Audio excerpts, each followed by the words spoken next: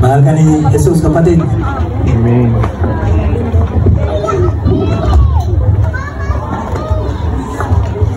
Praise the Lord. Lalong maganda kung si Jesus ay makilala mo. Praise God. Okay, ako po si Brother Bob, taga-Tondo dati sa Kali Bulagta. Araw-araw may bumubulagta doon. Pero purihin ang Panginoon kasi inilipat kami ng Diyos sa lugar ng Nabotas. At doon natikman ko ang magdroga. Sino alam ko, pag nagtanong ako dito na kung sino may nagdadrugs, walang aamin, siyempre.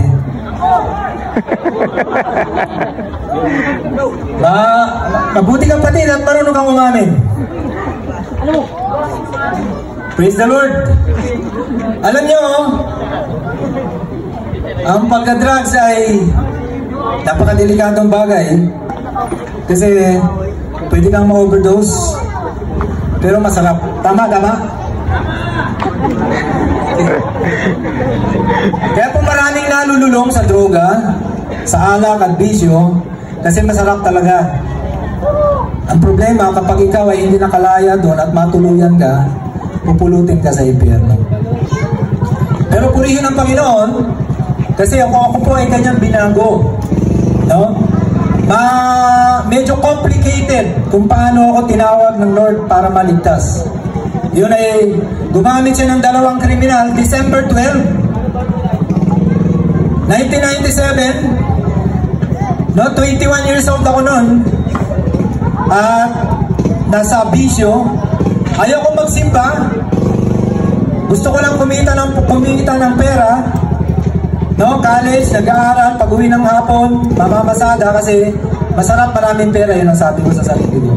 Pag pinalalahanan ako ng mother ko na magsimba ka, kailangan mo si Kristo, anak. Ang lagi ko sinasagot, mas mahalaga ang pera because if you have money, you have power. Tama?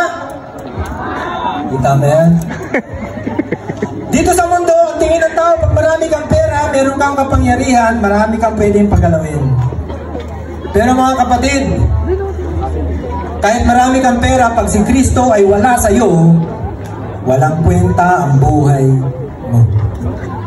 Kahit ikaw ang pinakamayaman, kasing yaman ni Elon Musk. Alam niyo kung magkano ang pera ni Elon Musk? Nasa $500 billion na. Siya po ang author ng SpaceX, yung nakakarating sa space, no? At nakakabalik. Yung NASA nakapag-invento ng mga space shuttle, pero hindi nakakabalik. Doon pa lang sa taas nasisira, no? At bumabagsak dito yung mga astronaut sa pamamagitan ng capsule na may mga cushion sa loob para hindi sila mamagal. Pinapainom sila ng sleeping pills para pagbagsak ng capsule na yon, tulog sila. Hindi sila mamamatay kasi maraming malambot doon sa loob. Pero si Elon Musk, nung na-invento niya yung SpaceX, nakakapunta ng kalawakan, nakakabalik ng walang aksidente or walang insidente. Kaya bigla siyang yumaman kasi tawag sa kanya nga ay game changer. Pero kahit ikaw ang pinakamayaman sa buong mundo, kapag si Kristo ay wala sa iyo, walang kwenta ang buhay. Sa Matthew 8:36, sabi doon, aanihin mo, maangkin mo man ang buong daigdig. Kung ang kapalit naman ito ay ang iyong buhay, paano mo may babalik? Paano mo may susuli? Mabukuhang muli ang buhay mo? Hindi na. Sabi sa Hebrews 9:27, ulitin ko po, itinakda sa mga tao ang minsang mamatay. Pagkatapos daw po ay paghukom. So kapag tayo ay binawian ng buhay, automatic, magsusuli tayo sa harapan ng lumikha sa atin. Ano ngayon ang sasabihin mo kung hindi mo kilala si Kristo? Wala pong purgatorio katulad ng ating nakagisnan o natutunan sa ating dating paniniwala. Hindi po totoo na may purgatorio na kapag ang kaluluwa ay napunta roon, pwedeng ipagdasal sa pamamagitan ng maraming stages na dasal, ay unti-unti raw naiaahon ng kaluluwa hanggang mapunta sa langit. Hindi po totoo yun. Sana huwag kayong masaktan, mga kapatid. Dati rin akong ganun ang paniniwala. At okay lang magpakasama ang tao. Bakit? Kasi pwede ipadasal, pwedeng tumawag ng pare, pwedeng tumawag ng magdadasal, meron tinatawag na ordinary prayer, merong premier prayer, premium. Bakit? Yung premium daw mapapabilis ang paghango ng kaluluwa. Hindi po yung totoo.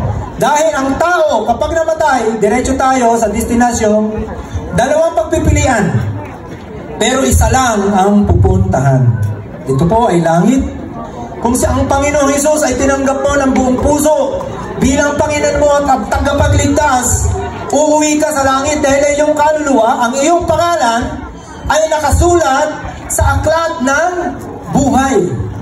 Sabi sa John 3:16, maaaring madalas nyo itong marinig, gayon na lang ang pag-ibig ng Diyos sa sanlibutan. Kaya ibinigay niya ang kanyang bugtong na anak upang ang sumampalataya sa kanya ay hindi mapahama kundi magkaroon ng buhay na walang hanggan. Pag diniretso mo yan sa 17 to 18, pero ang hindi kumilala sa kanya ay hahatulan. Ang kumilala sa kanya ay hindi na hahatulan. So importante po na magkaroon tayo ng personal relationship sa ating Panginoong Hesus. Sabi sa John 1:12, ang sino daw nanalig sa kanya, yung kanya na yon ay walang iba kundi ang Panginoong Hesus, ay pinagkalooban ng karapatang maging anak ng Diyos. Kapag ikaw ay anak ng Diyos, malaya kang makakatawag sa Kanya ng Ama. Hindi mo kailangan manalangin ng paulit-ulit, mahabang-mahaba, para ka pakinggan. Dahil alam mo ng Diyos ang laman ng iyong puso. Hindi mo kailangan gumawa ng maraming mabuti or kabutihan para ka maligtas. Sapagkat tayo po ay naligtas hindi dahil sa ating mabuting gawa, kundi dahil sa habag at biyaya ng Panginoon. May bubuksan akong verse. Hindi kapatid. Sabi po sa Ephesians 2 verses 8 hanggang 10, dahil sa kagandahang loob ng Diyos ay naligtas kayo sa pamamagitan ng inyong pananalig kay Kristo, at ang kaligtasan ito ay kaloob ng Diyos. Hindi mula sa inyo, hindi ito dahil sa inyong mga gawa, kaya't walang dapat ipagmalaki ang sinuman. Tayo ay kanyang nilalang, nilikha sa pamamagitan ni Kristo Jesus upang iukol natin ang buhay sa paggawa ng mabuti at itinalaga ng Diyos para sa atin noon pa mang una. So mga kapatid, kapag ikaw nais mo maligtas, hindi mo pala kailangan magpakahirap gumawa ng maraming kabutihan.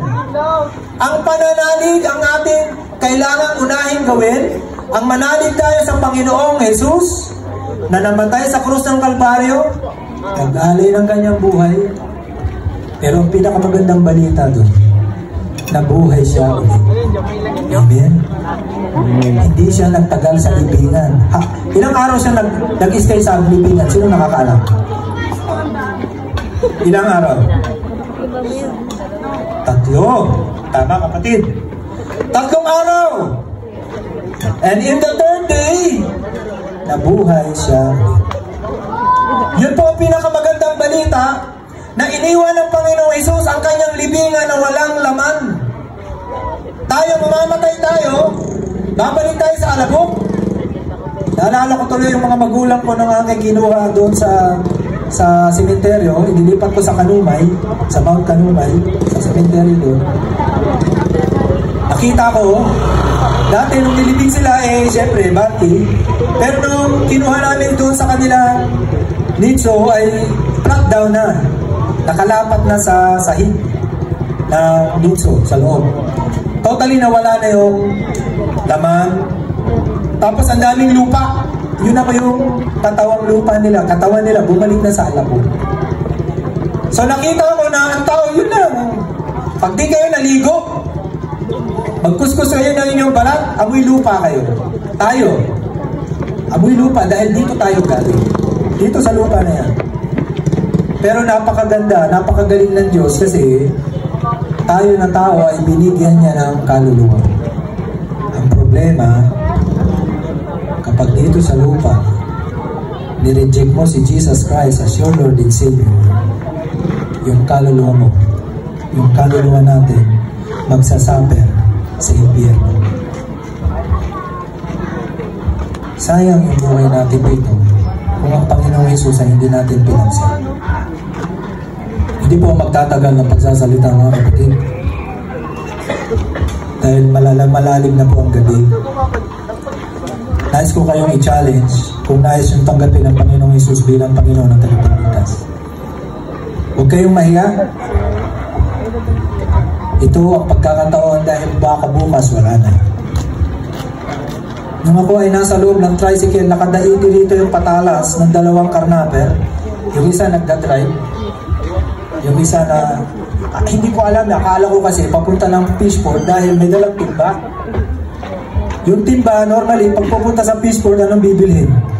Isda? So akala ko, pupunta ron para bumili na isda. Pagsakay nung isa, yung nasa backride, tinulak ako sa loob. Dinala ako sa Delpan Bridge, nasa loob ako, nakadaiti dito yung patalas. Alam nyo, pag ikaw pala yung mamamatay na, namimingi ka na, ayun na. Hindi ako umiyak, dahil sabi ko, wala na, hanggang dito na lang. Naalala ko yung nanay ko. Na-imagine ko yung sarili ko na mamamatay ako, makikita ako sa ilog, inuuod na, naaagnas na. Doon ako umiyak, sabi ko, Lord, kawawa naman yung nanay ko. Makikita ako, naaagnas na. Sana makita agad yung bangkay ko. Habang nandun ako sa tricycle, nanalangin ako at humingi ako ng tawad ng buong puso sa Diyos. Binalikan ko yung dati kong buhay, sabi ko, sinayang ko yung maraming pagkakataon na dapat ipaglingkod ko sa Lord.